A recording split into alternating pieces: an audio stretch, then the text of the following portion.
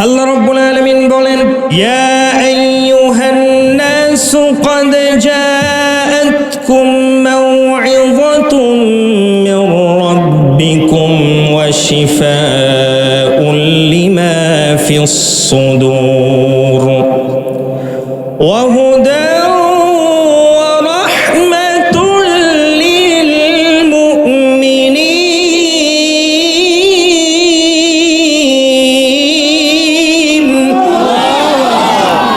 আল্লাহ রাব্বুল আলামিন বলছেন, দুনিয়ার মানুষেরা শোনো, কোরআনটা হচ্ছে মূল হেদায়েতের মূল উৎস। কোরআনটা হচ্ছে আরোগ্যকারী কিতাব, আর কোরআনটাই হচ্ছে একজন মুমিন বান্দার জন্য হেদায়েতের মূল পথ। সুবহানাল্লাহ। হেদায়েতের পথে যদি কেউ আসতে চায়, এই যে আমরা এতগুলো মানুষের ভিড়ে আসলাম, এতে আল্লাহর রহমত আছে না নাই? আমার আপনার উপরে আল্লাহর রহমত আছে না নাই বলেন? আল্লাহ রাব্বুল আলামিন আরো সুন্দর করে বলছেন, ও আমার হাবিব মানুষদেরকে জানায় দেন, কুল ইয়া আইয়ুহান নাসু ক্বাদ জাআকুমুল হাক্কু মির রাব্বিকুম ফামান ইহতাদা ফাইন্নামা ইয়াহতাদি লিনাফসিহি ومن ضل فإنما يضل عليها وما أنا عليكم بوكيل।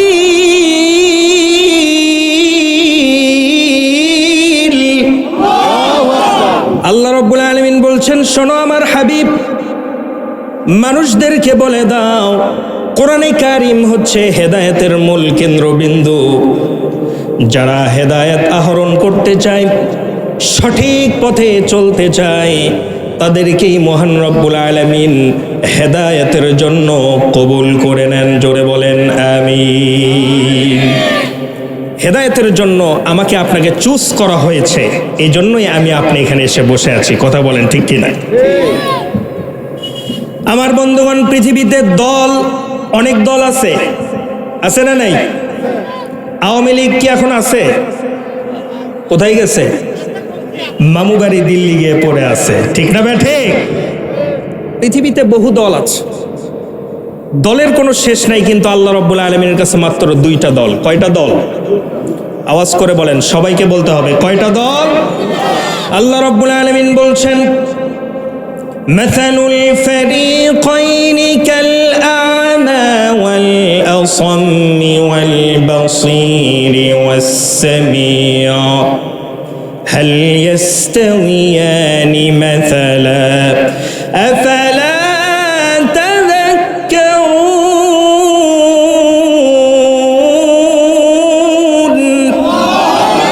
আল্লাহ রাব্বুল আলামিন বলছেন, শোনো, আমার কাছে দুইটা দল, যারা কোরআন শোনে না, যারা কোরআনের মাহফিলে আসে না, কোরআনের ধারে কাছেও যায় না, তারা চোখ থাকতে আমার কাছে তারা অন্ধ। চোখ থাকতে কি? কান থাকতে ঠসা, বয়রা। আপনার এলাকায় কি বলে? হ্যাঁ, বয়রা, ঠসা বলে, ঠসা। বগুড়ার এই অঞ্চলের মানুষগুলো ঠসা বলে। আল্লাহ রাব্বুল আলামিন বলছেন, শোনো, কোরআন যারা শুনতে চায় না, কোরআনের মাহফিল চলে, যুব সমাজ কোরআনের মাহফিল আয়োজন করে, কিন্তু কোরআনের মাহফিলে তারা এসে বসতে চায় না। মেলার ভিতরে লোকজন ঘোরে, এলাকার ভিতরে বসে থাকে। এরকম মানুষকে মহান রব্বুল আলামিন বলছেন, তাদের চোখ থাকতেও তারা অন্ধ, আর তাদের কান থাকতেও তারা ঠসা। আপনাদের ভাষায় বললাম, তারা কি? কান থাকতেও ঠসা। আর যারা কোরআন শোনে তারা ওয়াস-সামি', চক্ষুষ্মান। সুবহানাল্লাহ। ওয়াল বাসীর, তারা কানেও শোনে। সুবহানাল্লাহ বলেন। এই জন্য আল্লাহ পাকের কাছে আমরা যে মাহফিলের ভিতরে এসে বসেছি, আমরা কবুলিয়াত বান্দা হয়ে গেছি। সুবহানাল্লাহ বলেন। একটি সূরা থেকে আমি কথা বলতে চাই। সূরাটির নাম হচ্ছে সূরাতুল আসর। কি নাম বলেন? চারটা শিক্ষা আল্লাহ রাব্বুল আলামিন এই সূরাতুল আসরে দিয়েছেন। কয় শিক্ষা? সবাই বলে না কেন? সভাপতি সাহেব সবাই বলতেছে না কেন? সবাই বলবেন, সবাই বলবেন। সবাইকে কথা বলতে হবে। কয় শিক্ষা আছে? আরো জোরে। জোর হলো না, আরো জোরে। কয় শিক্ষা? সবাই জানবো ইনশাল্লাহ, সবাই জানবো। আসেন এই সূরার সঙ্গে একটু চেনা জানা হোক আমাদের। সূরাটিতে মাত্র 3টি আয়াত আছে। কয়টি? 3টি আয়াত আছে। সূরাটিতে হরফ রয়েছে মাত্র 70টি। কতটি হরফ? 70টি হরফ। শব্দ আছে মাত্র 14টি। কতটি?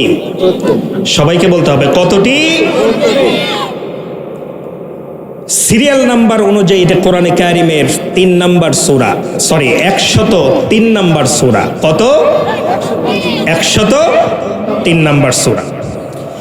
এই সূরাটি সম্পর্কে ইমাম শাফি রাহমাতুল্লাহি আলাইহি বলেন, আল্লাহ রাব্বুল আলামিন যদি কোরআনে কারিমের 114টি সূরা নাজিল না করে শুধুমাত্র কেবলমাত্র এই সূরাতুল আসর যদি আল্লাহ রাব্বুল আলামিন নাজিল করে দিতেন মানব জাতির হেদায়েতের জন্য, সূরাতুল আসরটাই মানুষের জন্য যথেষ্ট হয়ে যেত। কম গুরুত্বপূর্ণ সূরা নাই। খুব মনোযোগ দিয়ে শোনেন আমার বন্ধুগণ। এই যে সূরা থেকে কথাগুলো শুনবো, লাভ আছে না নাই? আল্লাহর হাবিব বলেন, فَتَعَلَّمَ آيَةٌ مِّن كِتَابِ اللَّهِ خَيْرٌ لَكَ مِنْ أَن تُصَلِّيَ 100 রাকাআহ। আল্লাহর হাবিব বলেন, আমার উম্মতেরা শোনো, ও আমার উম্মতেরা শোনো, কোরআনে কারিম থেকে তোমরা যদি কথা শোনো তাহলে একটা আয়াত বোঝার জন্য যে বাড়ি থেকে বের হবে, কোরআনে কারিমের একটি আয়াত বোঝার জন্য যে মাহফিলে এসে বসে যাবে, আমুল নামায় 100 রাকাত নফল নামাজের সওয়াব দান করা হবে। এই যে বললাম যে সূরাতুল আসরে মাত্র 4টা শিক্ষা আছে। এই শিক্ষাটা জানার পরে আমল শুরু করে নাই, আমল করার নিয়ত করে মাহফিলের প্যান্ডেল থেকে বের হয়েছে, আল্লাহর হাবিব বলেন তার জন্য কি সওয়াব শোনো। আল্লাহর হাবিব বলছেন, উমিলা বিহি আও লাম ইউমাল খায়রুম মিন আন তুসাল্লিয়া আলফ রাকাআহ। কোরআনে কারিমের কোন একটি সূরার আমল সম্পর্কে তোমরা জেনেছ, এখনো আমল করো নাই, তবে আমল করার নিয়ত করে মাহফিলের প্যান্ডেল থেকে বের হয়ে গেলে সাথে সাথে মহান রব্বুল আলামিন তোমার আমল নামায় 1000 নফল নামাজের সওয়াব দান করে দিবে। এখানে এসে বসলে লাভ আছে না নাই? সূরাতুল আসর, আল্লাহ রব্বুল আলামিন সময়ের কসম করেছেন। ওয়াল আসর মানে ওয়াওয়ে কসমিয়া, সময়ের কসম। সুবহানাল্লাহ বলেন। আমাদের সবার সময়ের দরকার আছে না নাই? সময় ফুরিয়ে গেলে কোথায় যেতে হবে? আরো জোরে, কোথায়? কবি বলছেন, আগা হাপনে মাউক সে, अगा अपने मौत से कोई बशर नहीं, समस हो बरस के है पल की खबर नहीं। সময় যে তোমার ফুরিয়ে যাচ্ছে, মৃত্যুর খাটনি, মৃত্যুর পালকি যে তোমার বাড়ির সামনে এসে একদিন দাঁড়িয়ে যাবে, এই কথাটা তোমার কি মনে নাই? একবারও কি তোমার দিনের বেলা মনে পড়ে না, রাতের বেলা মনে পড়ে না? ও দুনিয়ার মানুষেরা, মৃত্যুর কথা চিন্তা করো। মৃত্যুর কথা চিন্তা করলে দুনিয়ার কোনো ফাহেশা গুনাহের কাজে তুমি জড়াতে পারবে না। সূরাতুল আসর, আল্লাহ পাক সময়ের কসম কাটলেন। কিসের কসম বলেন? সময় যদি ফুরিয়ে যায়, এই বুরুজ বাজারটাও যদি আপনার নামে লিখে দেওয়া হয়, কোনো কাজে আসবে না। ঠিক না ব্যাঠিক? কারণ আপনার হাতে সময় নেই। পৃথিবীতে সবচাইতে মূল্যবান যেই জিনিসটা রয়েছে সেটাই হচ্ছে আমার বন্ধুগণ, সেটাই হচ্ছে সময়। আল্লাহ রাব্বুল আলামিন সেই জন্য এই গুরুত্বপূর্ণ বিষয়ের কসম কাটলেন। সুবহানাল্লাহ বলেন। গুরুত্বপূর্ণ বিষয়ের কসম কেটে আল্লাহ রাব্বুল আলামিন বলছেন, ইন্নাল ইনসানা লাফি খুসর। জোরে বলেন আল্লাহু আকবার। নিশ্চয় পৃথিবীর সকল মানুষ ক্ষতির মধ্যে আছে। সুবহানাল্লাহ বলবেন না, আলহামদুলিল্লাহ বলবেন না, আল্লাহু আকবার বলবেন না, নাউজুবিল্লাহ বলবেন। পৃথিবীর সকল মানুষ কার মধ্যে আছে? কার কথা? সবাই বলেন নাই কার কথা? খুসর মানে হচ্ছে ক্ষতি, এমন ক্ষতি যেই ক্ষতির মানে হচ্ছে আমরা বাঙালিরা বলি আমও গেছে সালাও। জোরে কন, আমও গেছে সালাও। এই ক্ষতি মানে সে নিঃস্ব হয়ে গেছে। কি হয়ে গেছে? নিঃস্ব হয়ে গেছে। আরেকটা ক্ষতির কথা আরবিতে আছে, তার নাম হচ্ছে নোকসান। কি? যেটা না আমরা বাংলায় করি লোকসান হচ্ছে রে, এবার চাউল বেচতে পারলাম না, লোকসান হচ্ছে। আছে না নাই? আছে না এরকম কথা? মূল শব্দ হচ্ছে নোকসান। নোকসান মানে লাভও না ক্ষতিও না, সমান সমান, এটাকে নোকসান বলা হয়। আর খুসুর মানে ওর আমও গেছে সালাও। এই জন্য আল্লাহ রাব্বুল আলামিন আরো সুন্দর করে বুঝিয়ে বলছেন, খাসিরাদ দুনিয়া ওয়াল আখিরাহ। ও দুনিয়ার মানুষ, ক্ষতির ভিতরে পড়ো না, তাহলে আখিরাত নষ্ট হয়ে যাবে। দুনিয়াতে ক্ষতির ভিতরে পড়া যাবে না।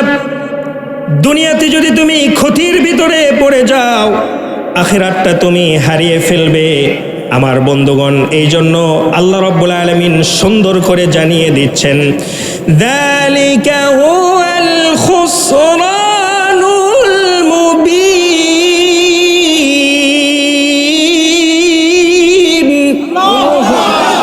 আল্লাহ পাক বলছেন, ক্ষতির ভিতরে পড়ো না, সময়টাকে মূল্যায়ন করো।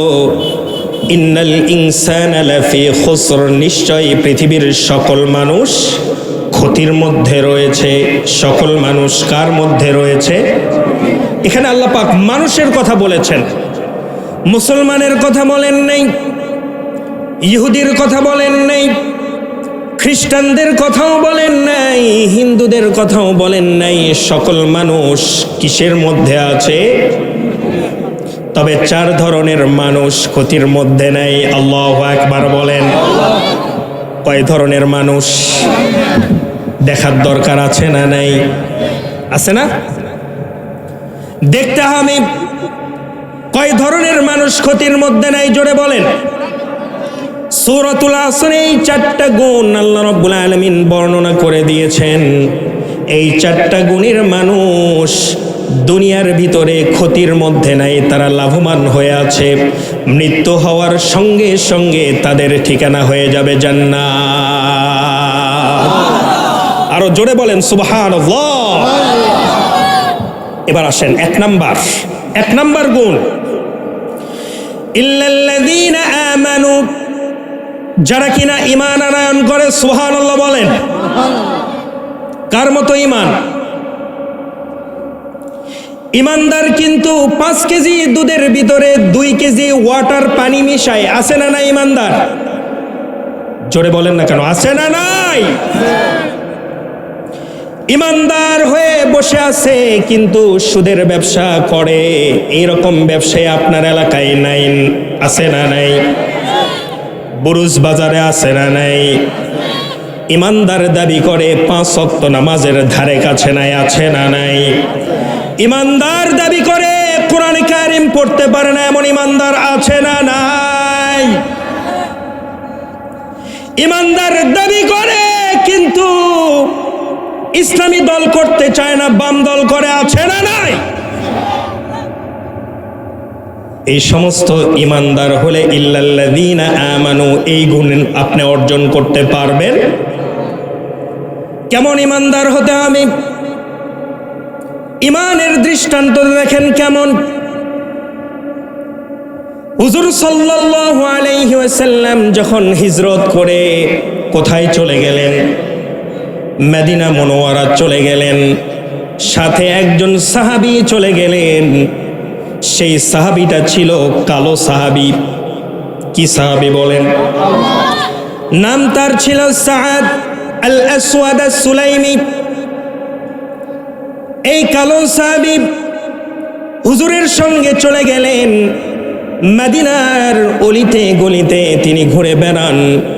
বিবাহের বয়স হয়েছে কিন্তু বিবাহ করতে পারছেন না, কালো মানুষ, এই জন্য কেউ বিবাহ দেয়। আবার হিজরত করে চলে গেছেন, বাড়ি ঘরও নেই।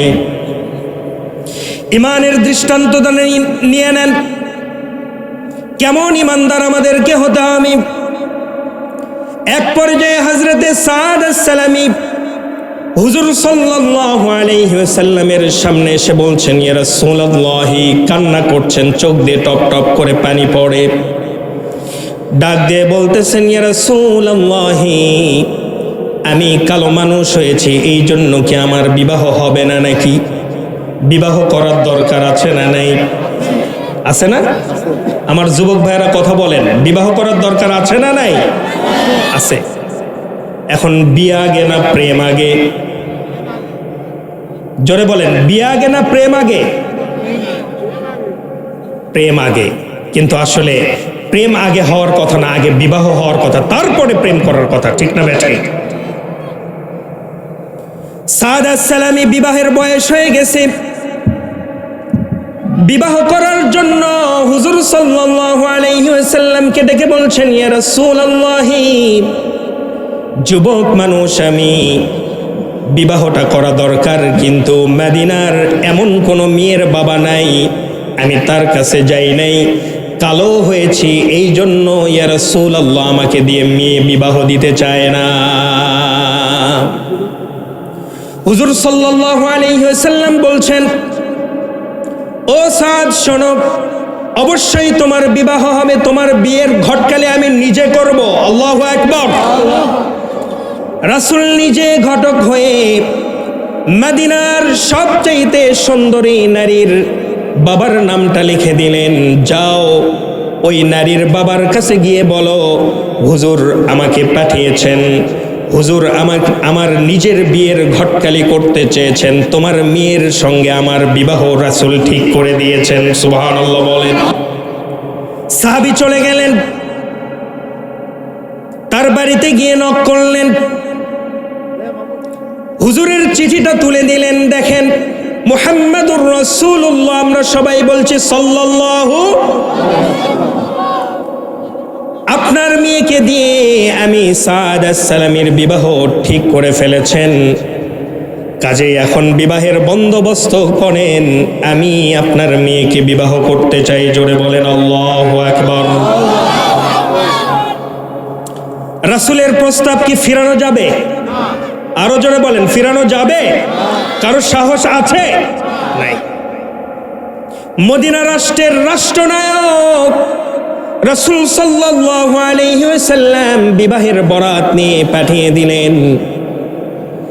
মেয়ের বাবা বললেন, শোনো, আমি তো বড় ভাগ্যবান, কারণ আমার মেয়েকে তোমার সঙ্গে হুজুর সাল্লাল্লাহু আলাইহি ওয়াসাল্লাম চয়েস করেছেন আমার মেয়েকে, কিন্তু আমার মেয়ের মতামত নেওয়ার দরকার আছে না নাই?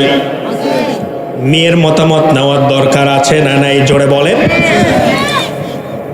অবশ্যই মেয়ের বাবার মেয়ের মতামত নেওয়ার দরকার আছে।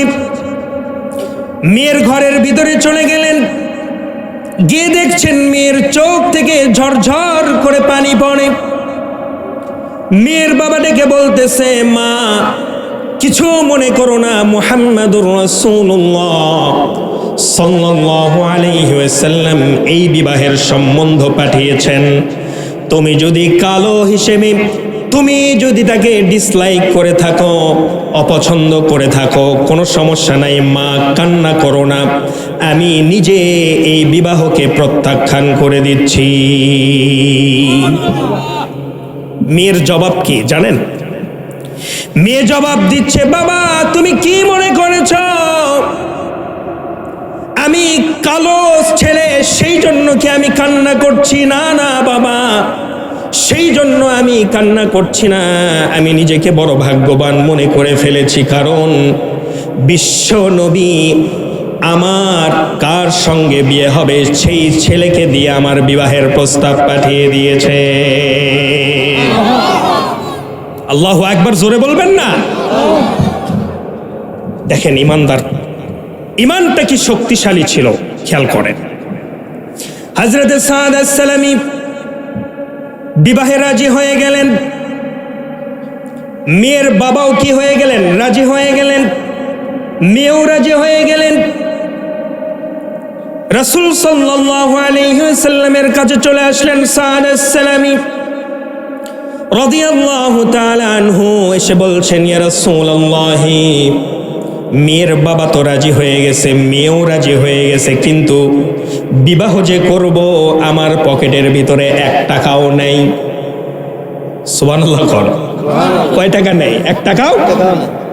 হুজুর বলতেছেন, তাহলে দেনমোহর দেওয়া যে ওয়াজিব, এই দেনমোহর কেমন করে দিবা?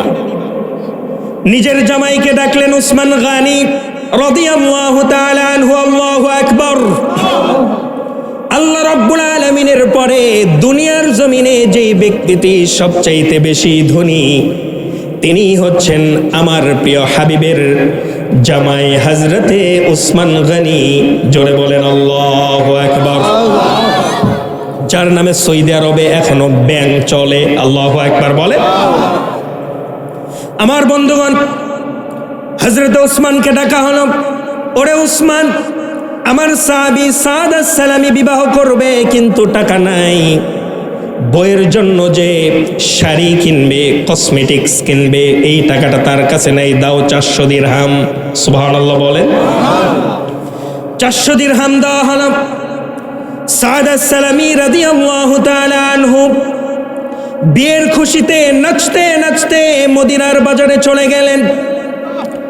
মদিনার বাজারে গিয়ে তিনি শাড়ি কিনবেন, গহনা কিনবেন। ইন দ্য মিন টাইম খবর হয়ে গেল জিহাদের ডাক এসেছে। আল্লাহু আকবার। জিহাদের ডাক এসেছে। ও সাদ আস-সালামী, তুমি কি জানো না বিবাহের বাজার করতে এসেছো, কিন্তু ওইদিকে তো জিহাদের ডাক চলে এসেছে। কি করবা ও সাদ আস-সালামী? সাদ আস-সালামী সিদ্ধান্ত নিয়ে নিলেন, বিবাহ অনেক করা যাবে, কিন্তু জিহাদের সুযোগ জীবনে আর নাও পেতে পারি। আল্লাহু আকবার। দেখেন ইমানের কতটা পাওয়ার। 400 দিরহাম দিয়ে স্ত্রীর জন্য শাড়ি কিনলেন না, কসমেটিক্স কিনলেন না, গহনা কিনলেন না, তিনি যুদ্ধের সরঞ্জামানি কিনে ফেললেন। বলেন না আল্লাহু আকবার। যুদ্ধের সরঞ্জামাদি কিনলেন, ঢাল কিনলেন, ঘোড়া কিনলেন, তরবারি কিনলেন, জিহাদের ময়দানে ছুটলেন। যুদ্ধ করতে করতে এক পর্যায়ে সাদ আস-সালামী আল্লাহর জন্য, দ্বীনের জন্য, ইসলামের জন্য শহীদ হয়ে গেলেন। বলেন আল্লাহু আকবার। যুদ্ধ শেষ হয়ে গেল। সাদ আস-সালামীকে কাফেররা এমন ভাবে মেরেছিল, হাতটা একদিকে ছিটকে পড়ে আছে, মাথাটা আরেক দিকে ছিটকে পড়ে আছে, দেহটা আরেক দিকে ছিটকে পড়ে আছে, কেউ চিনতে পারে না। রাসূল ডেকে বলছেন, ওরে আমার সাহাবীরা শোনো, এটা তো আমার কালো সাহাবী সাদ আস-সালামীর হাত। বলেন আল্লাহু আকবার। কোন সাদ আস-সালামী জিহাদের ময়দানে এসেছে রে? ও আমার সাহাবীরা বলো। সঙ্গে সঙ্গে সাহাবায়ে কেরামরা বলছেন, ইয়া রাসূলুল্লাহ, 400 দিরহাম দিয়ে যেই সাহাবীকে আপনি বিবাহের বাজার করতে পাঠিয়েছিলেন, জিহাদের ডাক যখন চলে এসেছে, সাদ আস-সালামী রাদিয়াল্লাহু তাআলা আনহু বিবাহের বাজার করেন নাই, যুদ্ধের সরঞ্জামাদি কিনে জিহাদের ময়দানে চলে এসেছেন। জিহাদের ময়দানে এসে যুদ্ধ করতে করতে সাদ আস-সালামী শহীদ হয়ে গেছে।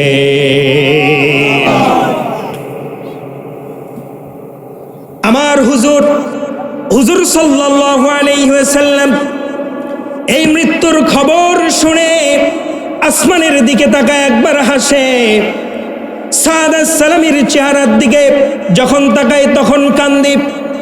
সাহাবায়ে কেরাম ডেকে বলছেন, ইয়া রাসূলুল্লাহি, এমন দৃশ্য আপনার কাছ থেকে কোনোদিন আমরা চাক্ষুষমান হতে পারি নাই। একবার আসমানের দিকে তাকায়া হাসেন, আরেকবার সাদের মরদেহের দিকে তাকায় আপনি কান্দেন, কারণটা কি কিছুই বুঝতে পারলাম না। হুজুর সাল্লাল্লাহু আলাইহি ওয়াসাল্লাম ডেকে বলছেন, ও আমার সাহাবীরা শোনো, আমি আমার পয়গম্বরী চোখে দেখতে পাচ্ছি। আমার সাদ ইমানের পরীক্ষা দেওয়ার জন্য 400 দিরহাম আমি তাকে দিয়েছিলাম। আজকে তার বাসর রাত্রে পুষ্প কাননে স্ত্রীর আদরে আদরে রাতটা কাটিয়ে দেওয়ার কথা, কিন্তু আমার সাদ সেই কাজটা করে নাই। জিন্দেগিতে বিবাহ করতে পারে নাই। ইহকালীন জিন্দেগিতে বিবাহের বড় স্বপ্ন তার ছিল, সেই স্বপ্নটা তার পূরণ হয় নাই। আমি যখন আসমানের দিকে তাকাচ্ছি তখন দেখতে পাচ্ছি আমার সাদের রূহটা নিয়ে জান্নাতের হুররা টানা হেসরা করছে। আর যখন আমি সাদের চেহারার দিকে তাকাচ্ছি তখন দুঃখ ভারাক্রান্ত হৃদয় নিয়ে মনে হচ্ছে আজকে সাদের রাতের বেলা বাসর রাত্রের নরম বিছানায় থাকার কথা ছিল, কিন্তু সে থাকতে পারলো না। এই দুঃখে আমি কাঁদি। আর আসমানের দিকে যখন আমি দেখছি, আমি আমার পয়গম্বরী চোখে দেখতে পাচ্ছি আরশে আযিমের ভিতর থেকে হুরগুলো নেমে আসতেছে। জান্নাতের ভিতরে সাদ আস-সালামের বাসর ঘর সাজানো হচ্ছে। লিল্লাহে তাকবীর। এরকম ইমানদার কয়জন আছে এখানে? কথা বলেন না কেন? কয়জন? আমার যুবক ভাইরা, তোমরা মাহফিলের ইন্তজাম করেছ, তোমার মতো যুবক সাদ আস-সালামী ইমানের পরীক্ষা দিয়ে শহীদ হয়ে গেছে, ঠিক না বেঠে? আমাদেরকেও শহীদ হওয়ার দরকার আছে না নাই? শহীদের তামান্না আছে না নাই?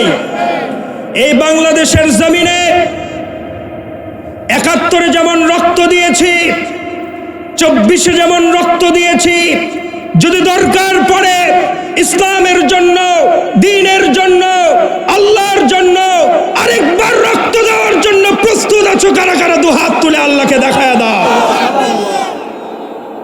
লিল্লাহে তাকবীর, নারায়ে তাকবীর। আল কোরআনের আলো, আল হাদিসের আলো।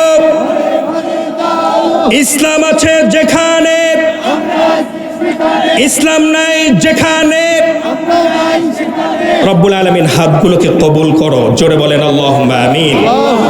একটু পড়েন লা ইলাহা ইল্লাল্লাহ, আরো জোরে লা ইলাহা ইল্লাল্লাহ, লা ইলাহা ইল্লাল্লাহ, লা ইলাহা ইল্লাল্লাহ। ক্ষতির ভিতরে নাই 4 ধরনের মানুষ যারা সাদ আস-সালামীর মতো ইমানদার।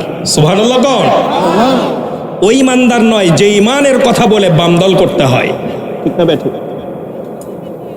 আমার বন্ধুগণ, আসেন 2 নম্বর গুণের বিদনী, ইল্লাল্লাযীনা আমানু ওয়া আমিলুস সালিহাত।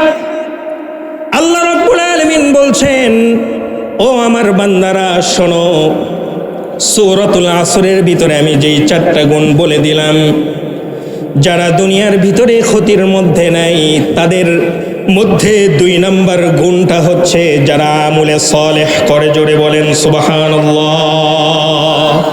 কি করে? আরো জোরে বলেন। আমলে সালেহ এর বাংলা হচ্ছে ভালো ভালো কাজ করে, নেক আমলগুলো করে। বলেন সুবহানাল্লাহ। নেক আমলের দাম আছে না নাই? আরো জোরে বলেন আছে না নাই? কেমন দাম দেখেন, দৃষ্টান্ত নেন। এই মুরব্বী কোথায় যায়? 1 নাম্বার। আচ্ছা ঠিক আছে, যান। আমার বন্ধুগণ, আমলে সালেহের দাম আছে না নাই? নেক আমলের দাম আছে না নাই? বুখারীর বর্ণনা, বনি ইসরায়েলের 3 জন যুবক সফরের জন্য বের হয়েছেন। পথের ভিতরে তাদেরকে বালুঝড় ধরে ফেললো, ঘূর্ণিঝড় ধরে ফেললো, পাহাড়িয়া ঝড় কম ভয়ঙ্কর নাকি? ভয়ঙ্কর না? বিশাল ভয়ঙ্কর ঝড় উঠল। তিনজন যুবক যখন যাচ্ছে তখন ঝড় উঠে গেছে। তিনজন যুবক পাহাড়ি গুহার ভিতরে যে আশ্রয় নিয়েছে, বলেন সুবহানাল্লাহ। আশ্রয় নেবার পরে এক পর্যায়ে বেশি ঝড়ের কারণে তিনজন যুবক যেই গুহার ভিতরে আশ্রয় নিয়েছে, সেই গুহার ভিতরে আমার বন্ধুগণ একটা বিশাল আকৃতির পাথর গুহার মুখের ভিতরে এসে আটকে পড়েছে। গুহার ভিতরে আশ্রয় নিলেন, গুহার মাথার ভিতরে বিশাল একটা পাথরের খণ্ড এসে গুহার মুখটা বন্ধ হয়ে গেল। মরুভূমির ভিতরে পাহাড়িয়া ঝড়, এমন ভয়ঙ্কর ঝড়, চারিদিকে কোনো মানুষও নাই। এমন ভাবে গুহার ভিতরে পাথরটা আটকা পড়ল। তিনজন যুবক যদি একসাথে চিৎকার করে, বাহিরের কোনো মানুষ শুনতে পারবে না। ছোট বিপদ না বড় বিপদ? আরো জোরে, ছোট না বড়? একজন বলল, এখানে মৃত্যু ছাড়া আমাদের কোনো উপায় নেই। আরেকজন বলল, একটু অপেক্ষা করি, দেখি কোনো সাহায্যকারী পাই কিনা। একদিন চলে গেল, খাবারগুলো শেষ হয়ে গেল, কোনো সাহায্যকারী তারা পেলেন না। এক পর্যায়ে আরেকজন বলতেছে, শোনো, জীবনে কি আমরা কোনো নেক আমল করি নাই? আমাদের জীবনে কি কোনো আমলে সলেহ নেই নাকি? সবাই একটা করে আমলে সলেহের কথা মনে করে আল্লাহর দরবারে দোয়া করো। এই বিপদ থেকে একমাত্র যিনি বাঁচাতে পারেন, আওয়াজ করে বলেন তিনি কে? আরো জোরে বলেন তিনি কে? যত ধরনের বিপদ আছে, কে বাঁচান? বিপদ দেন কে? আবার বাঁচানো কে? আল্লাহু আকবার। এবার প্রথম যুবক হাত তুলে দোয়া করতেছে, রব্বুল আলামিন, জীবনে কোনো আমলে সালেহ নাই, জীবনে তেমন কোনো নেক আমল আমি করতে পারি নাই, তবে একটা নেক আমলের কথা রব্বুল আলামিন আমার দারুণ মনে পড়ে যায়। একটা নেক আমল আমি করেছিলাম। আমার বাড়িতে আমি রাজমিস্ত্রি লাগিয়ে দিয়েছিলাম। রাজমিস্ত্রির সাথে লেবার আছে না নাই? কনস্ট্রাকশন কাজে একটা লেবার আমার বাড়িতে কাজ করেছিল। সন্ধ্যা হওয়ার পরে সেই লেবার আমার কাছ থেকে মজুরি না নিয়ে বাড়িতে চলে গিয়েছিল। কি নেই? মজুরি নেই। রব্বুল আলামিন তার মজুরি আমি পরিশোধ করতে পারি নাই। পরের দিন সে কাজেও আসে নাই। আমি তার সেই মজুরিটাকে আমানত হিসেবে রেখে দিলাম। দীর্ঘদিন রাখার পরে আমি চিন্তা করলাম, তার মজুরিটা দিয়ে আমি একটা ছাগল কিনবো, ছাগি কিনবো। সুবহানাল্লাহ বলেন। বাজার থেকে তার মজুরির টাকা দিয়ে একটা ছাগি আমি কিনে নিয়ে আসলাম। এক পর্যায়ে সেই ছাগলের থেকে বাচ্চা হতে হতে বিশাল বড় একটা ছাগলের পাল হয়ে গেল। সুবহানাল্লাহ বলেন। ছাগলের পাল যখন হয়ে গেল, তার কিছুদিন পরে ওই দিন মজুর আমার বাড়িতে আসলেন। এসে বললেন, আমি আপনার বাড়িতে একদিন দিন মজুরের কাজ করেছিলাম, কিন্তু টাকা না নিয়ে আমি চলে গিয়েছিলাম। আজকে যদি আপনি আমাকে ওই একটা দিনের মজুরিটা আপনি আমাকে দিয়ে দেন, আমার দারুণ উপকার হয়ে যাবে, আমি দারুণ সাহায্য পেয়ে যাব। রব্বুল আলামিন, গুহার ভিতরে বড় বিপদে পড়েছি। ওই লোকটাকে সেই দিন আমি একদিনের মজুরি দিয়ে দিলেই পারতাম, কিন্তু একদিনের মজুরি আমি দিই নাই। তার মজুরির টাকা দিয়ে, আমানতের টাকা দিয়ে আমি যেই ছাগি কিনেছিলাম, সেই ছাগিটা দিয়ে আমি সেই ছাগল থেকে ছাগলের পাল জন্ম নিয়েছিল, ওই দিন মজুরটাকে আমি 500 টাকার বদলে ওই পুরা ছাগল পালটাই আমি তাকে সেই দিন দিয়ে দিয়েছিলাম। আমানত আমি রক্ষা করেছিলাম। রব্বুল আলামিন, পাহাড়ি ঝড়ে আমরা 3 বন্ধু এই গুহার ভিতরে আটকে আছি। সেই দিন মজুরকে যে আমি এই কাজটা করেছিলাম, এই নেক আমলটা যদি আমি আপনার দরবারে কবুল হয়ে থাকে, ওই নেক আমলের ওসিলা করে আমাদেরকে এই কঠিন মুসিবত থেকে বাঁচায়া দেন। বলেন। বুখারীর বর্ণনা, আল্লাহর হাবিব বলতেছেন পাথরটা 3 ভাগের 1 ভাগ সরে গেল, আল্লাহু আকবার। কিন্তু এখনো গুহা থেকে বের হওয়ার মতো পরিস্থিতি তৈরি হয় নাই। আরেকজন যুবক হাত তুলে আল্লাহর কাছে দোয়া করতেছে, রব্বুল আলামিন, আমি জীবনে তেমন নেক আমল করি নাই, তবে বাড়িতে আমার বৃদ্ধ মা বাবা ছিলেন, আমি বৃদ্ধ মা বাবাকে সর্বপ্রথম দুধ পান করাতাম, সুবহানাল্লাহ বলেন। আমার অনেকগুলো গরু ছিল, গরুর দুধ দহন করে এনে আমি আমার বাচ্চাকে আগে খাওয়াতাম না, আমি আমার সন্তানদেরকে আগে খাওয়াতাম না, আমি আমার স্ত্রীকে আগে খাওয়াতাম না, সর্বপ্রথম দুধটা আমি আমার বৃদ্ধ মা বাবাকে আমি আগে পান করাতাম। মা বাবাকে সম্মান করার দরকার আছে না নাই? মা কি আমার জন্য কষ্ট কম করেছেন নাকি? কষ্ট করেন নাই? আল্লাহ রাব্বুল আলামিন বলেন, وَوَصَّيْنَا الْإِنسَانَ بِوَالِدَيْهِ إِحْسَانًا حَمَلَتْهُ أُمُّهُ كُرْهًا وَوَضَعَتْهُ كُرْهًا। জোরে বলেন আল্লাহু আকবার। আল্লাহ রাব্বুল আলামিন বলছেন, তোমরা মা বাবার প্রতি ইহসান করো, বিশেষ করে মায়ের প্রতি বেশি করে ইহসান করো, আল্লাহু আকবার। মায়ের কথা 3 বার বলা হয়েছে, কারণ জনম দুঃখিনী মা এমন 3টা কষ্ট সন্তানের সহ্য করেন যেটা বাবা সহ্য করেন না, ঠিক না বে ঠিক? ডেলিভারির কষ্ট সহ্য করেন মা, 10 মাস 10 দিন পেটে রাখার কষ্ট মা সহ্য করেন, বাবা সহ্য করেন না, ঠিক না বে ঠিক? এরপরে 2 বছর অথবা 2.5 বছর নিজের বুকের দুধ একজন মা সন্তানকে দান করে থাকেন, পান করিয়ে থাকেন, যেটা বাবা করেন না। এই জন্য মহান রব্বুল আলামিন মায়ের সম্মানটাকে 3 গুণ বাড়িয়ে দিয়েছেন। ওগো মা, তুমি এই ধরনের শ্রেষ্ঠ নিয়ামত, তোমারই পদতলে রয়েছে জান্নাত, ঠিক কি না? এই পৃথিবী থাকতো গো ফুল পাখিহীন, এই পৃথিবী থাকতো গো মায়া মোহহীন, এই পৃথিবী থাকতো গো ফুল পাখিহীন, এই পৃথিবী থাকতো গো মায়া মোহহীন, যদি না পেত মায়ের মায়ারি হাত, যদি না পেত মায়ের মায়ারি হাত।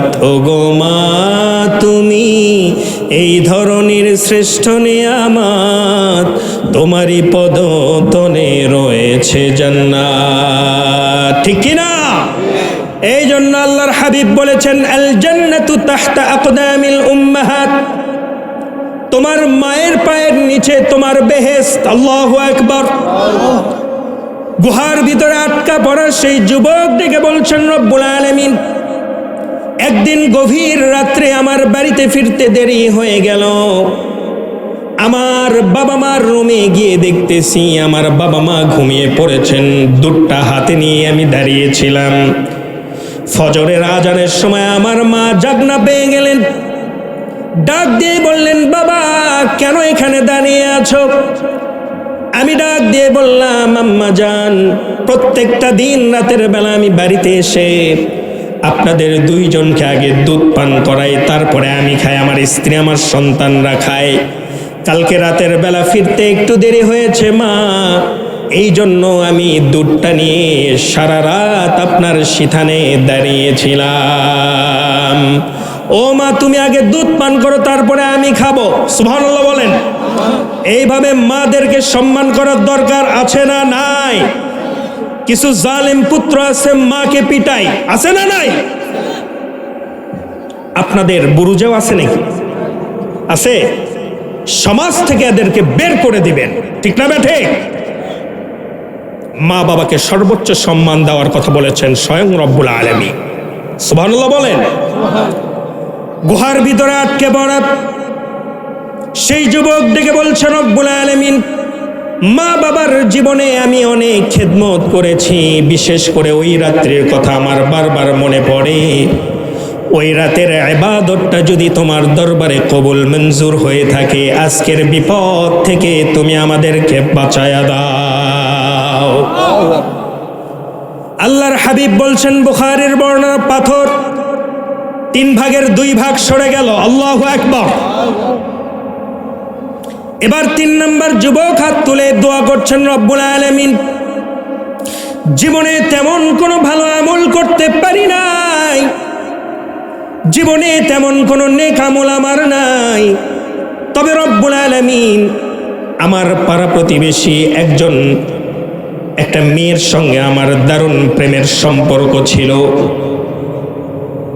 প্রস্তাব দিয়েছিলাম আমি তোমার সঙ্গে জিনা করব। মেয়েটি বলেছিল 100 দিরহাম লাগবে। কত? ঘুমাচ্ছেন নাকি আপনারা? কয় দিরহাম? মেয়েটি বলেছিল 100 দিরহাম যদি তুমি আমাকে দিতে পারো, আমি তোমাকে সবকিছু বিলায়া দিব। রব্বুল আলামিন, আমি অনেক কষ্ট করে 100 দিরহাম জড়ো করেছিলাম। তখনকার স্বর্ণ মুদ্রা 100 দিরহামের অনেক দাম ছিল, ঠিক না? অনেক দাম ছিল। এক পর্যায়ে 100 দিরহাম আমি জোগাড় করে ফেললাম। যুবক গুহার ভিতরে দোয়া করে 100 দিরহাম নিয়ে আমি আমার এলাকার সেই প্রেমিকার কাছে চলে গেলাম। আজকে তোমার সঙ্গে আমার জিনাহের কাজ হয়ে যাবে, এই নাও 100 দিরহাম। রুমের ভিতরে চলে গেলাম, অন্তরঙ্গ মুহূর্ত পর্যন্ত চলে গেলাম। এমনকি আমার সেই প্রেমিকার 2 উরুর মাঝখান পর্যন্ত আমি চলে গেলাম। দেখলাম মেয়েটির চোখ থেকে টপ টপ করে পানি পড়ে। ডাক দিয়ে বললাম, এখন তো সুখের সময়, কেন তোমার চোখ থেকে টপ টপ করে পানি পড়ে?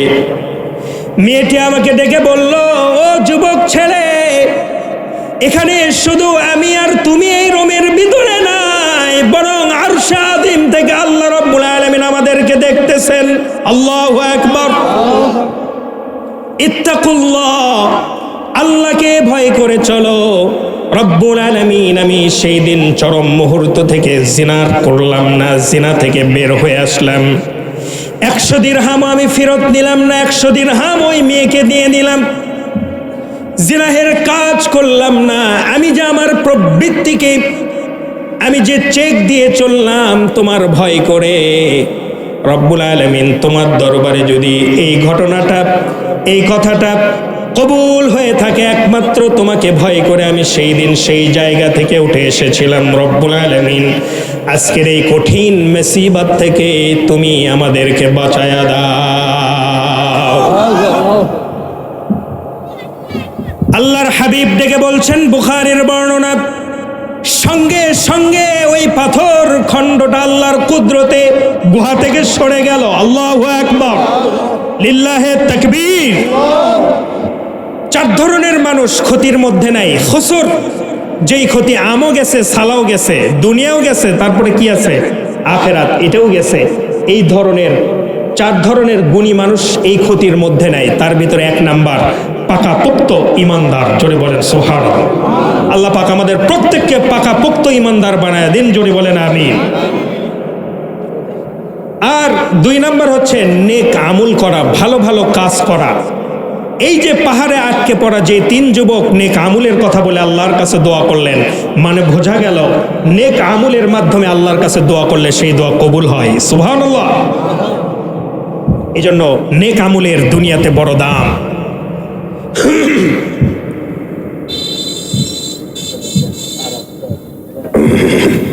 এরপরে আল্লাহ পাক বলছেন, 4 গুণওয়ালা মানুষের 3 নাম্বার গুণ হচ্ছে ওয়াতাওয়াসাউ বিল হক, যারা পরস্পর পরস্পরকে হকের দাওয়াত, সত্যের দাওয়াত দেয়। বলেন সুবহানাল্লাহ।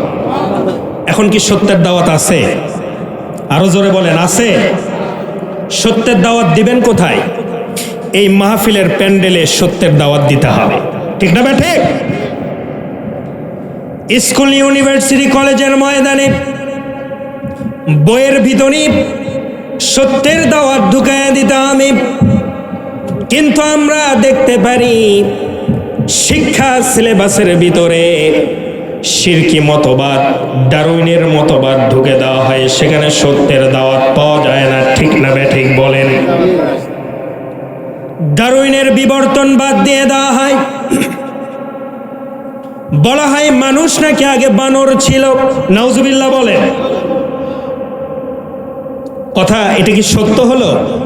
আল্লাহ পাক বলছেন ক্ষতির ভিতরে তারা নাই যারা পরস্পরকে ওয়াতাওয়াসাউ বিল হক, সত্যের দাওয়াত দেয়। বলেন আল্লাহু আকবার। সত্যের দাওয়াত দিতে হবে এই মাহফিলের প্যান্ডেল থেকে, সত্যের দাওয়াত দিতে হবে স্কুল কলেজ ইউনিভার্সিটির বইয়ের ভিতরে, সত্যের দাওয়াত দিতে হবে বাংলাদেশের পার্লামেন্টে। জোরে বলেন ঠিক কিনা? কিন্তু এগুলোতে সত্যের দাওয়াত নাই। পার্লামেন্টে এমন লোকদেরকে পাঠাতে হবে যারা পার্লামেন্টে হক কথা বলবে, সত্য কথা বলবে, কোরআনের আইন পাশ করবে, তাদেরকে পার্লামেন্টে পাঠাতে হবে। জোরে বলেন ঠিক কিনা? ওয়াতাওয়াসাউ বিল হক। আল্লাহ রাব্বুল আলামিন সুন্দর করে বলছেন ওয়াতাওয়াসাউ বিল হক। ও আমার বান্দারা, তোমরা যদি ক্ষতির ভিতরে না থাকতে চাও, তোমরা যদি ক্ষতির ভিতরে না পড়তে চাও, তাহলে তোমাদেরকে পরস্পরকে সত্যের দাওয়াত দিতে হবে। কার কথা? সবাইকে মুখ খুলে বলতে হবে কার কথা? আরো জোরে কার কথা? ওয়াতাওয়াসাউ বিস সবর। আল্লাহু আকবার বলেন। আর যারা পরস্পরকে ধৈর্য ধারণ করার জন্য বলে, নিজেও ধৈর্য ধারণ করে, অন্যকে ধৈর্য ধারণের কথা বলে, ধৈর্য ধারণ করার দরকার আছে না নাই? ধৈর্য ধারণকারীর সঙ্গে কে আছেন? আরো জোরে বলেন কে আছেন? আল্লাহ পাক বলেন ইয়া আইয়ুহাল্লাযীনা আমানুস্তাঈনু বিস-সাবরি ওয়াস-সালাহ ইন্নাল্লাহা মা'আস-সাবিরিন। আল্লাহ রাব্বুল আলামিন বলছেন শোনো, ইন্নাল্লাহা মা'আস-সাবিরিন, ধৈর্যশীলদের সঙ্গে আমি মহান রব্বুল আলামিন আমার মাইয়াতের সম্পর্ক। আল্লাহু আকবার বলেন। নামাজ পড়বা, আল্লাহ পাক ঘোষণা দেন নাই মা'আস সালাহ, ইন্নাল্লাহা মা'আস সালাহ ঘোষণা দেন নাই। ঠিক কিনা বলেন? আল্লাহ পাক ঘোষণা দেন ইন্নাল্লাহা মা'আস সাবিরিন। যারা ধৈর্যশীল হবে আমি মহান রব্বুল আলামিন তাদের সঙ্গে থেকে যাব। 4 নাম্বার গুণের নাম হচ্ছে ধৈর্যশীল হতে হবে। জোরে বলেন আল্লাহু আকবার। আমার নবীজি ধৈর্যশীল ছিলেন কি ছিলেন না বলেন? তায়েফের ময়দানে গেলেন, তায়েফের ময়দানে রাসূলকে ফুল দেওয়া হলো না পাথর দেওয়া হলো? কথা কয় না। ফুল না পাথর? পাথর নিক্ষেপ করা হলো, বৃষ্টির মতো পাথর আমার নবীজির গায়ে পড়লো। নবীজি একবার নয়, 2 বার নয়, 3 বার বেহুশ হয়ে পড়ে গেলেন। মাথার রক্তগুলো গড়ে গড়ে পড়ে পড়ে চামড়ার জুতার সাথে জয়েন্ট লেগে গেল। এক পর্যায়ে রাসূল দেখলেন বিকাল হয়ে গেছে, লোকেরা মনে করেছে আমি মনে হয় মারা গেছি। এক পর্যায়ে জিবরাইল আমিন চলে আসলেন, এসে বলছেন ইয়া রাসূলুল্লাহ, আপনার আজকের এই অবস্থা দেখে আরশ আযীম পর্যন্ত কান্নায় ভেঙে পড়েছে। ফেরেশতা কুল কাঁদতেছে, সৃষ্টি কুল কাঁদতেছে। ইয়া রাসূলুল্লাহ, আমি জিবরাইলকে আল্লাহ রাব্বুল আলামিন পাঠিয়ে দিয়েছেন, আপনি আজকে যা সিদ্ধান্ত দিবেন আল্লাহ রাব্বুল আলামিন সেই সিদ্ধান্তই বাস্তবায়ন করে দিবে। সুবহানাল্লাহ বলবেন না? ইয়া রাসূলুল্লাহ, এই তায়েফের ওই পাশে একটা বড় পাহাড় আছে, আরেক পার্শ্বে বড় পাহাড় আছে, আপনি যদি এখন নির্দেশ করেন এই দুই পাহাড় দিয়ে এই তায়েফবাসীকে চাপা দিয়ে শেষ করে দিব। সুবহানাল্লাহ বলেন। আল্লাহর হাবিব ধৈর্য ধারণ করলেন, ডেকে বললেন, জিব্রাইল রে,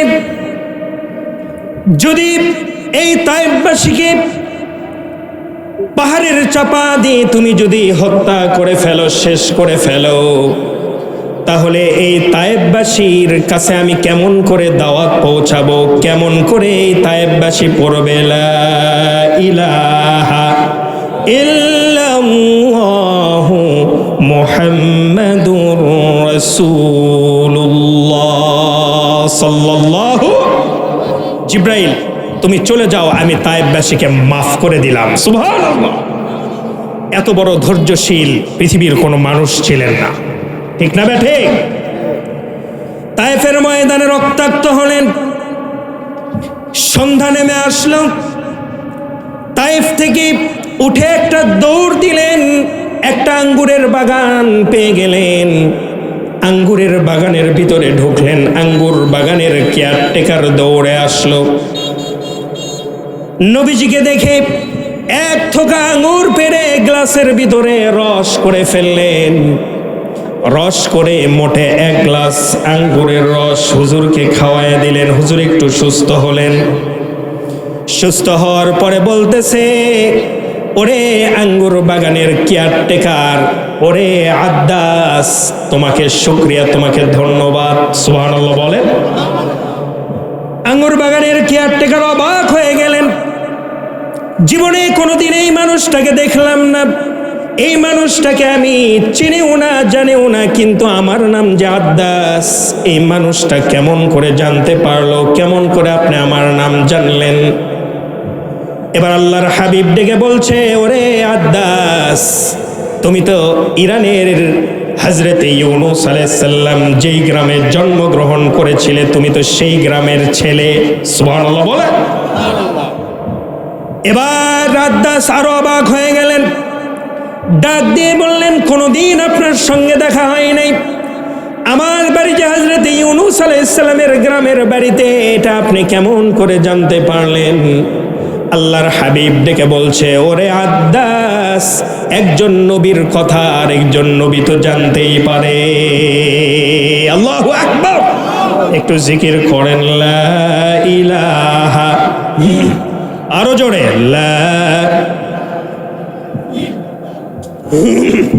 জোরে জোরে, লা ইলাহা।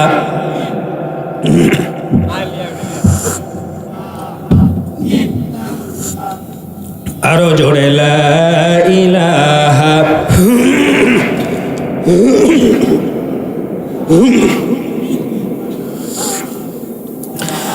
লা ইলাহা ইল্লাল্লাহু মুহাম্মাদুর রাসূলুল্লাহ সাল্লাল্লাহু। আল্লাহর হাবিব বলতেছে, শোনো, একজন পয়গাম্বরের খবর আরেকজন পয়গাম্বরের কাছে থাকতেই তো পারে। সুবহানাল্লাহ বলেন। খ্রিস্টানিকায় নাই।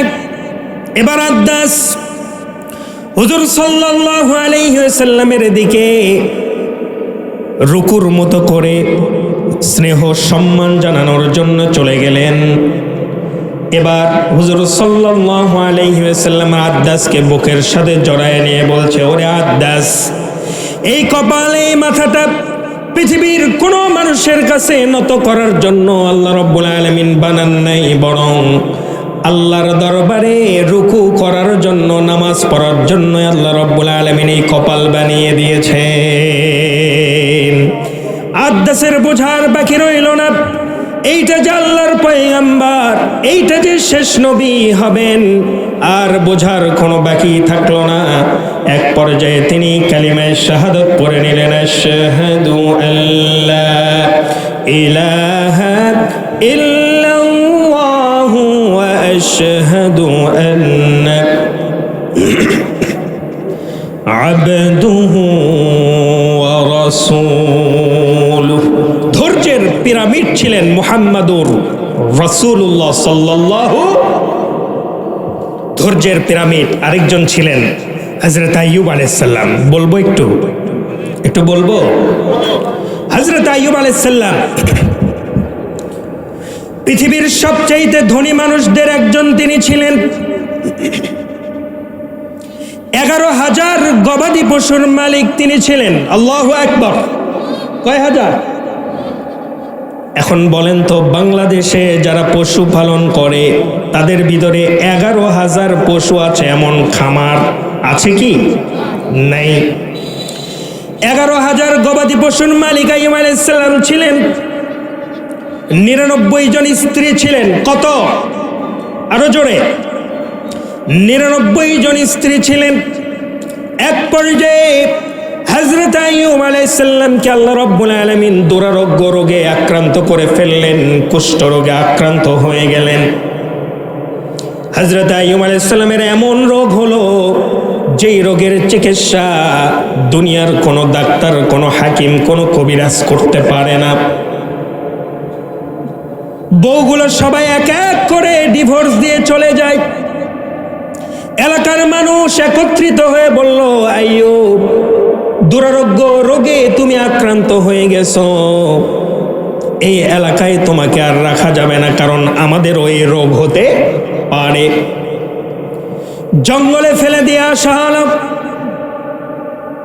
এলাকাবাসী সিদ্ধান্ত নিল হযরত আইয়ুব আলাইহিস সালামকে জঙ্গলে ফেলে দেওয়া হবে।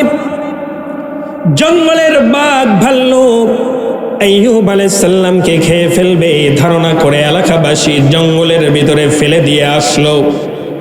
আমার বন্ধুগণ, দুনিয়াতে যত পয়গাম্বার এসেছেন 1,24,000 পয়গাম্বার, মতান্তরে 2,24,000 পয়গাম্বার।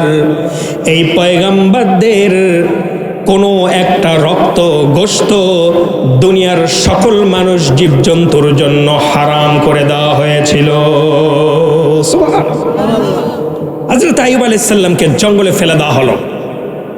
98 জন স্ত্রী হযরত আইয়ুব আলাইহিস সালামকে তালাক দিয়ে দিলেন। একজন মাত্র স্ত্রী থাকলেন, যার নাম বিবি রাহিমা। সুবহানাল্লাহ বলেন। বিবি রাহিমা তিনিও জঙ্গলে চলে গেলেন। তিনি চিন্তা করলেন, আহারে আমার স্বামীকে অসহায় অবস্থায় জঙ্গলের ভিতরে ফেলে দেওয়া হলো, কেমন করে আমি বাড়িতে ঘুমাবো, কেমন করে আমি দুনিয়াতে ঘুরবো, কেমন করে আমি আমার রঙিন জীবন চালাবো। অতএব আমার দরকার নাই আমার স্বামীর পায়ের নিচে আমার বেহেশত, আমার জান্নাত। আমি আমার স্বামীর খেদমতে এই জঙ্গলে থাকার সিদ্ধান্ত নিয়ে নিলাম। এমন স্ত্রী তো আমাদের প্রত্যেকের ঘরে ঘরে, নাকি? হ্যাঁ, আছে আছে। একজন বলেছেন আছে, আলহামদুলিল্লাহ বলি। তাহলে এই অত্র এলাকার মায়েরা খুব ভালো। কি বলেন? আমার মায়েরা একটু কান লাগান। বিবি রাহিমা করলেন কি, হযরত আইয়ুব আলাইহিস সালাম মশলা জাতীয় খাবার খেতে পারতেন না। কুষ্ঠরোগের সময় মশলা জাতীয় খাবার খাওয়া যায় না। তিনি মানুষের বাড়িতে কাজ নিলেন, বুয়ার কাজ। কিসের কাজ বলেন? বুয়ার কাজ বুঝেন? মানুষের বাড়িতে কাজ করে না বৌজিরা, এরকম কাজ নিলেন। কাজের মজুরি হলো দিন শেষে স্বামীর জন্য একটু ঝাউ ভাত দিয়ে দিবে। সুবহানাল্লাহ বলেন। হযরত আইয়ুব আলাইহিস সালামের স্ত্রী মানুষের বাড়িতে বুয়ার কাজ নিয়ে নিলেন। সারাদিন মানুষের বাড়িতে কাজ করেন। সন্ধ্যা যখন হয়ে যায়, সন্ধ্যা যখন চলে আসি, ঝাউ ভাত মজুরি হিসেবে নিয়ে জঙ্গলের ভিতরে চলে আসেন। সারাদিন মানুষের বাড়িতে কাজ করেছেন, আর সারা রাত ভর স্বামীর খেদমতে নার্সিং এর ভূমিকা পালন করেছেন। এমন স্ত্রী পৃথিবীতে আর একটাও আসবে না, ঠিক না বেঠে? সারা রাত মানুষের বাড়িতে কাজ, রাতের বেলা জঙ্গলে স্বামীর গায়ের ভিতর থেকে পোঁছগুলো নার্সের মতো করে নার্সিং করে করে ফেলে দেন। সুবহানাল্লাহ বলেন। এইভাবে করতে করতে 18 বছর কেটে গেল, বলেন না আল্লাহু আকবার। কত বছর? হযরত আইয়ুব আলাইহিস সালামের স্ত্রী আইয়ুব আলাইহিস সালামকে বললেন, ওরে আইয়ুব, ওগো আমার প্রাণের স্বামী, তুমি তো আল্লাহর মাহবুব বান্দা, তুমি একটু আল্লাহর কাছে দোয়া করো, তোমার দোয়াটা আল্লাহ কবুল করে নেবেন। হযরত আইয়ুব বললেন, শোনো আমার স্ত্রী, আমাকে আল্লাহ পাক অনেক ধন সম্পত্তির মালিক বানিয়ে দিয়েছিলেন, সারা জীবন এত সুখ শান্তি উপভোগ করেছি, এই মাত্র কয়টা দিন ধৈর্য হারা হয়ে যাব নাকি? কয় বছর কেটে গেছে, তারপরে কি বলতেছেন যে এখন কি ধৈর্য হারা হব? কেন আমাকে এই কথা বলছো? আমি দেখতে চাই আল্লাহর কাছে আমি ধৈর্যের পরীক্ষা আরো দিব। সুবহানাল্লাহ। আর আমাকে কি হয়? আমাদের যদি একটা জ্বর হয় তাহলে আমরা বলি আল্লাহর চোখ খারাপ, খালি আমার দিকেই জ্বর দেয়, আছে না নাই? নাউজুবিল্লাহ বলেন। সন্তানটা যদি মারা যায় বলে ওর 10টা সন্তান আর আমার একটা সন্তান, আমার এক সন্তানের দিকে আল্লাহর চোখ পড়ল, আছে না নাই? আছে না নাই? ধৈর্য ধারণ করতে পারি না আমার বন্ধুগণ। আল্লাহ পাক বলছেন ওয়াতাওয়াসাউ বিস-সাবর,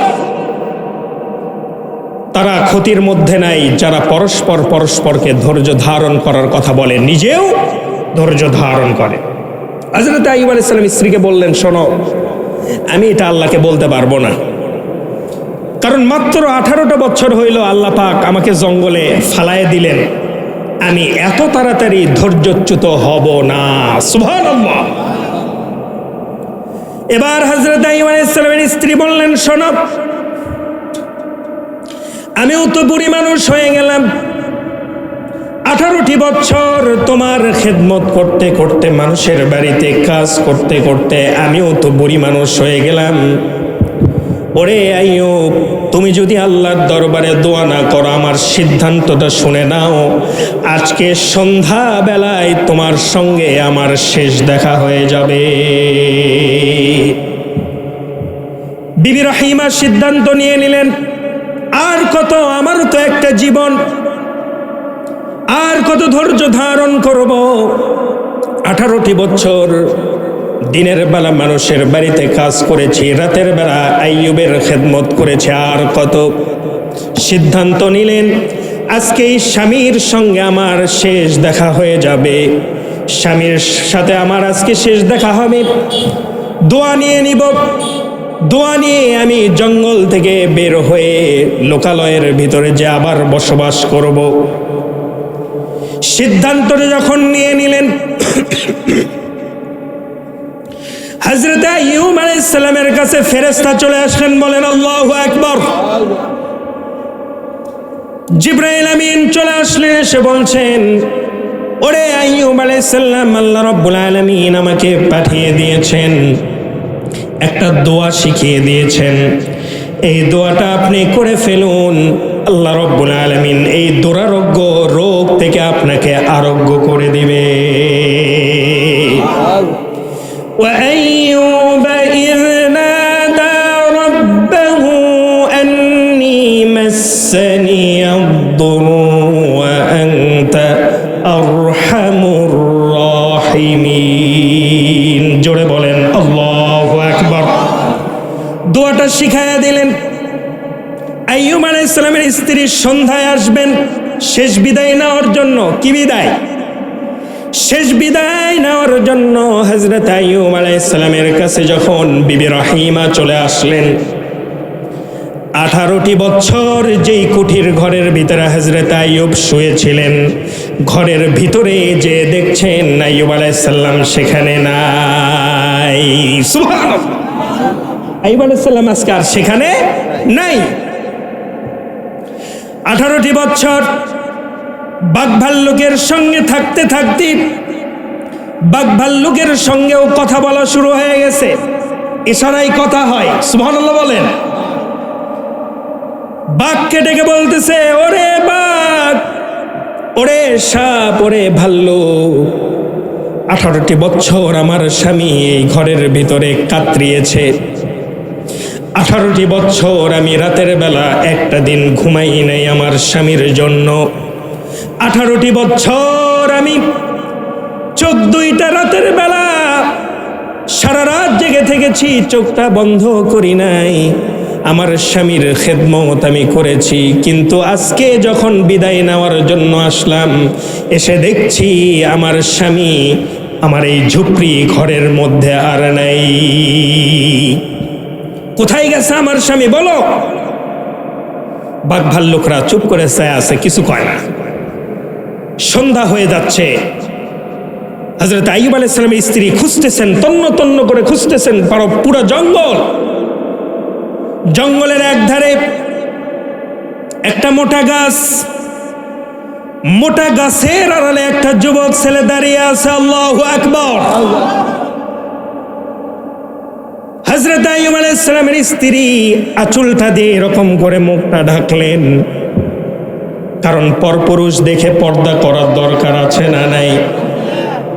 এলাকার মা বোন কি পর্দা করে? করে করে আমার মায়েরা, পর্দাটা আপনার জন্য ফরজ, পর্দার বিধান ফরজ। আপনার চুলও যদি কেউ দেখে আপনার গুনাহ হয়ে যাবে, আপনার চুলও যদি দেখে বড় গুনাহ হয়ে যাবে, কবিরা গুনাহ হয়ে যাবে। চেহারা তো দূরের কথা, ঠিক না বেটি? হযরত আইয়ুব আলাইহিস সালামের স্ত্রী যুবককে দেখে আঁচল দিয়ে মুখটা ঢাকলেন।